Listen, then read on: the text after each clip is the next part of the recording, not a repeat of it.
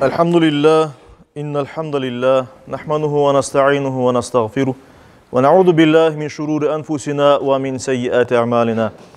Men yehdihillahu fela mudille leh ve men yudlil fela hadiye leh. Neşhedü en la ilahe illallah vahdehu la şerike leh ve neşhedü enne Muhammeden abduhu ve rasuluhu erselah. Ya eyyühellezine amenu ittakullaha hakka tukatih ve la temutunne illa ve entum muslimun. أيها الناس اتقوا ربكم الذي خلقكم من نفس واحدة وخلق منها زوجها وبث منهما رجالا كثيرا ونساء يا أيها الذين آمنوا اتقوا الله وقولوا قولا سديدا يصلح لكم أعمالكم ويغفر لكم ذنوبكم ومن يطع الله ورسوله فقد فاز فوزا عظيما أيها الناس قال الله تبارك وتعالى في كتابه الكريم أعوذ بالله من الشيطان الرجيم بسم الله الرحمن الرحيم وهو الذي جعلكم خلائف الأرض ورفع بعضكم فوق بعض درجات ليبلوكم فيما آتاكم إن ربك سريع العقاب وإنه لغفور رحيم صدق الله ربنا الأعلى. Saygılı cemaati muslimin, Yüce Rabbimiz Allahu Teala sözü olğan Kur'an-ı Kerim'de En'am suresinin 165. ayetinde böyle buyura. Sizni yeryüzünün halifeleri yapkan, sizge bergen nimetleri hususunda sizni sınamak için biringizni diğerinizden derece üstün etken odur. Şüphesiz Rabbin cezanı tez bericidir. Hakikaten o bağışlayıcı ve merhamet eticidir. Şu ayet-i kerimelerde Yüce Rabbimiz emde kayıt ete ki, bizge bildire ki, bizim kolumuzda olgan nimetler, Allahu Teala'dan berilgen nimetler, bizler için birer imtihan sebebidir. Allahu Teala bizge bir şeyler berdi mi, şu bergen şeylerinin bizlerini sınamaktadır. Ve hiç şüphesiz Yüce Rabbimiz insana bergen nimetlerden biri de, güzelliklerden, değerli olan şeylerden biri de bir insanın yaşlığıdır. Yaş yıllarıdır, güçlü ve kuvvetli vaktidir. Yaşlıq degenimizde saygılı cemaati muslimin, tecrübeler en az olgan ama heyecanlar ve sağlık en kuvvetli olgan bir vakittir. Yaşlıq kararlar almak, inkişaf etmek ve cemaat içinde öz yerini tapmak zamanıdır. Yaşlar degenimiz, yaşlarımız daha ziyade arayış içindeler. O yerini tapmak için nasıl çalışayım, nasıl yer tapayım, nasıl hayırlı işler yapayım ya da nasıl yollarını saylayım degen arayış içindeler. Ve yaşlarımız buna göre de değişmeye daha açıklar elbet. Bizim Peygamberimiz Muhammed Mustafa sallallahu aleyhi ve sellem aslında bütün insanlara bir merhamet olarak, Allah'tan merhamet olarak yollanıldı. Peygamberimiz sallallahu aleyhi ve sellem yaşlar meselesinde hadislerinde böyle buyurgan edi. Yaşlarınızın en hayırlısı kartlarınızga oşağanıdır. Kartlarınızın en yamanı da yaşlarınızga oşağanıdır dedi Peygamberimiz Muhammed Mustafa sallallahu aleyhi ve sellem. Bunda ne manada Peygamberimiz bunu aytdı? Mecazi manada elbet. O manada ki eğer yaş olganda, mesela 20 yaşlarında olan bir kimse özünün üstüne endi mesuliyet alsa ve özünün yapacaklarını, hakikatini anlap, büyük bir insan gibi artık yetişkin akıllı yerinde olan bir insan dahi hareket yapsa, böyle insan en hayırlı olganlardandır diye Peygamberimiz. Ama bir insan 40 yaşını, 50 yaşını geçkinden son ufak ballar dahi hareketler yapsa, türlü olmayacak şeyler peşine takılsa, bu sizin cemaatinizden en yaman insanlardır dedi Peygamberimiz sallallahu aleyhi ve sellem.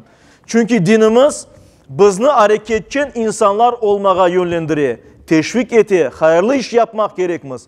Birinciden Allah hakkını yerine getirmek gerekmez.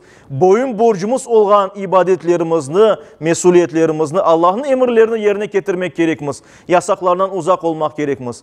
Bunlarını yapmak için de üstümüzge mesuliyet almak gerekmez. Ve gayretle bu yolda olmak gerekmez. Ve bizim yaşlarımız şu yolga ertecerek kirseler elbette olar hayırlı yaşlardır.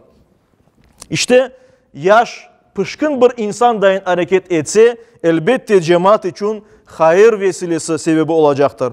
Ve kartlar ise yaşlar gibi hareket etse cemaat için zarar getirecekler. Elbette Peygamberimiz sallallahu aleyhi ve sellem şu hadis-i şerifinin.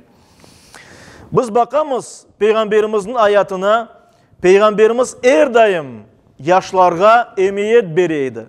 Onlarga vazifeler bereydi. Ama vazife vermekle beraber sadece onu getir bunu al manasında değil. Mesuliyet yükleydi. Yani öyle bir işler, vazifeler onlarga buyuraydı ki pek mesuliyetliydi. Bazı büyüklerge verilmeyecek kadar yani işanaydı yaşlarga ve onlarga vazifeler, mesuliyetler yüklemekteydi. Bunun misallerini getirecek olsak mesela yaş sahabelerden Mus'ab bin Umeyr, Allah ona razı olsun, Peygamberimiz onu ilk din hocası olarak tayin etken idi. Ve onu Medine'ye yolladı. Medine şehrine andan Müslüman olan kimseler bir hoca istediler. Ve birinci hoca olarak Peygamberimiz şu Mus'ab bin Umeyr'ni yollagan idi. Hem hoca hem Müslümanlarını ve Peygamberini temsil etken, vekil olan bir kimse olarak ve şu vazife verilgendi, şu mesuliyet verilgendi Mus'ab bin Umeyr 20 yaşlarındaydı. 20 yaşlarında yaş bir sahabeydi. Buna bakmadan layıkıyla bu vazifenin yerine getirdi ve Medine'de tez bir vakitte Müslümanların sayısı artıp gitti. Yani Peygamberimiz sallallahu aleyhi ve sellem'nin şu basiretli kararının oldu bu. Mesela Peygamberimizin emcisinin oğlu Cafer bin Ebu Talib, emcisi Ebu Talib'nin oğlu. Peygamberimiz sallallahu aleyhi ve sellem Habeşistan'a hicret etken Müslümanlarla beraber onu yollaganda o hem elçi olarak hem dinge davetçi olarak vazife algan idi. Peygamberimiz böyle vazife bergen idi. Kenedi o yaş bir yigit idi. 20 yaşlarını aşkan bir yigit idi. Diğer taraftan üçüncü bir misal versek, meşhur sahabelerden, Kur'an hafızlarından, böyle ilim menbalarından biri olan Zeyd bin Sabit, Allah ondan da razı olsun, Peygamberimizin emrinin tercüme evi kurgan idi. Tercüme evi degenimizde Peygamberimiz ona vazife verdi, İbrani ve Suryani tillerini öğrenmeye ve böylece Müslümanlara hizmet etmeye ve bu yaş sahabe hem ozu öğrendi hem tercümelerinin yapılmasını teminledi hem başkalarına da bu tillerini öğretti. İşte bu vazifeni Peygamberimiz sallallahu aleyhi ve sellem Zeyd bin Sabit'ke bergendi. O da 20 yaşını toldurmagan idi saygılı cemaat-i Müslümin. İşte hürmetli Müslümanlar, bizim yaşlarımız bizim işimizni, bizim davamızını, İslam dininin devam etmesini temin edecek, devam ettirecek kişilerdir. Bizim vatanımızda İslam nurunu yayacak, bizden sonra İslam'ını yayacak kimselerdir, yaşatacak kimselerdir. Camilerimizni yaşatacak ve gelecek nesillerge şu bilgini, şu şuurunu yetkizecek kimselerdir. Ve ona göre de elbette biz imkanlar kıdırmak gerekmez.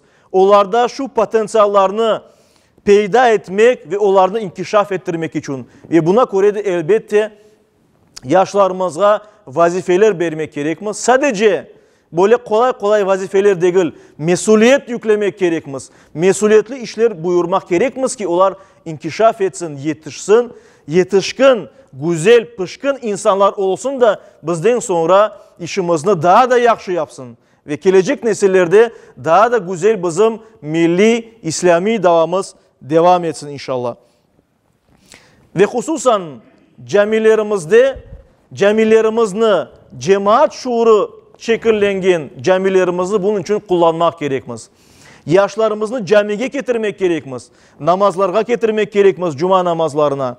Bağlılıktan öğretmek gerekmez. Ve cami işlerinde de onlara vazife vermek, mesuliyet vermek, gelsen buna bu işini yap, buyurmak ya da kim ne yapabilir deyip yaşlarımızın tırışullarına da kol tutmak gerekmez. Yaşlarımız belki tecrübesiz olganı için bir kere, iki kere hata yapar, daha sonra hatasız bu işini devam eder. O üstüne alır çok şeylerini. Ona göre de elbette yaşlarımızın o günü her daim açmak gerekmez. Bunun için camilerimizni kullanayıq. Bizim yaşlarımız cami cemaatinin mesuliyetleri, parçaları olsunlar.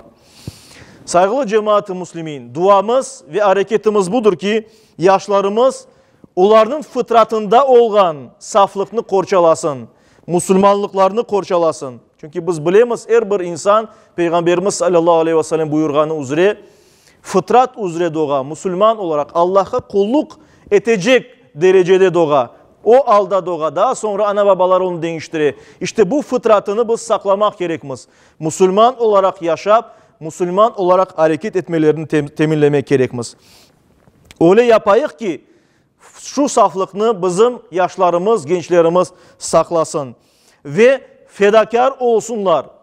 Yani nefske yok aytıp Yusuf peygamber gibi, Yusuflar gibi hizmet etsinler. Ancak ozu için değil de bazı şeylerini ozu için değil başkalar için yapmağa öğrensinler saygılı cemaat. Ve haksızlıkka, zulümga her daim karşı durmağa güç kuvvetleri, takatları olsun. Tam manada yaşlarımız Müslüman olsun. Çünkü Yüce Rabbimiz Allah-u Teala bir cemaat olarak bizden bunu soracak.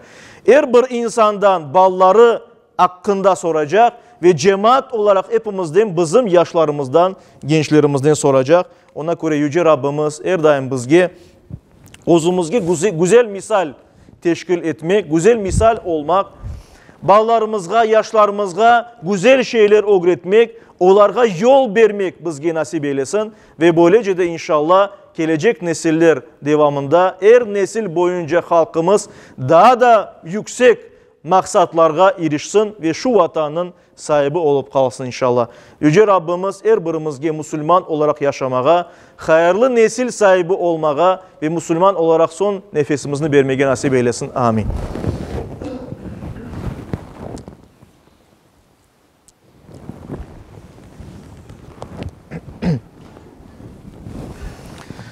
Elhamdülillah ve salatu ve selamu ala Resulillah ve usiku ve nefsel asayete bi takvallah. İnnallah ve melaiketehu yusallun ala nebi.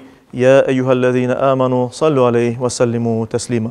Allahümme salli ala seyyidina. Ve ardallahumman hulefal arba'a Ebi Bekri ve Umar ve Uthman ve Ali ve an sairil ali ve sahabeti ve tabi'in ve men tabi'ahum bi ihsanin ila yevmiddin. وعنا معهم بعفوك وكرمك يا أكرم الأكرمين ويا أرحم الراحمين. اللهم أعز الإسلام والمسلمين. اللهم أعز الإسلام والمسلمين. اللهم أعز الإسلام والمسلمين. واحمي حوزة الدين ودمر أعداء الدين. وألف بين قلوب المسلمين ووحد صفوفهم واجمع كلمتهم على الحق يا رب العالمين. وانصر دينك وكتابك وسنة نبيك محمد صلى الله عليه وسلم وآله أجمعين. عباد الله إن الله يأمر بالعدل والإحسان وإيتاء ذي القربى وينهى عن الفحشاء والمنكر والبغي يعظكم لعلكم تذكرون. صدق الله ربنا الأعلى وأقيموا الصلاة.